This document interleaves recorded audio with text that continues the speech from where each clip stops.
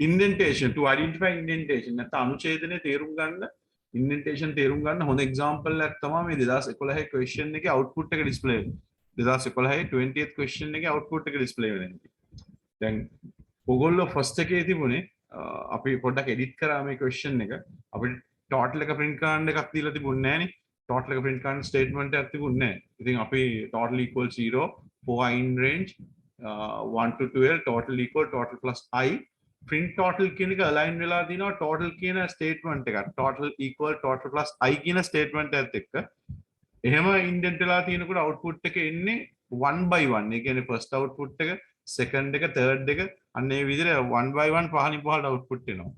same program අපි indent කරොත් 4 කියන එකටයි total කියන statement දෙකට indent කරොත් print එක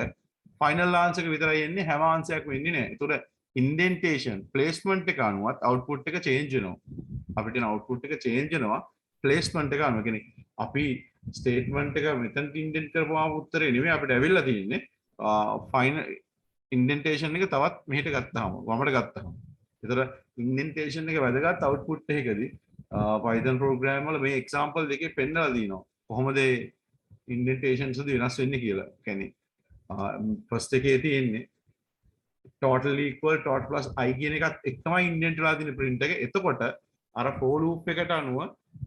output එකින් එකට පහලින් පහළ print වෙලා තිනවා.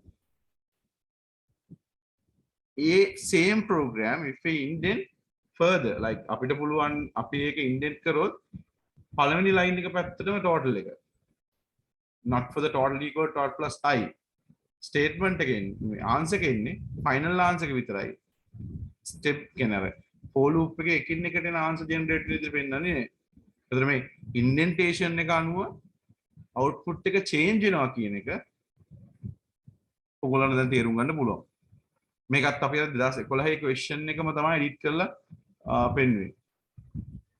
ඉතින් indentation ගැන identify කරගන්න හොඳ example එකක් මේක ඔයගොල්ලන්ට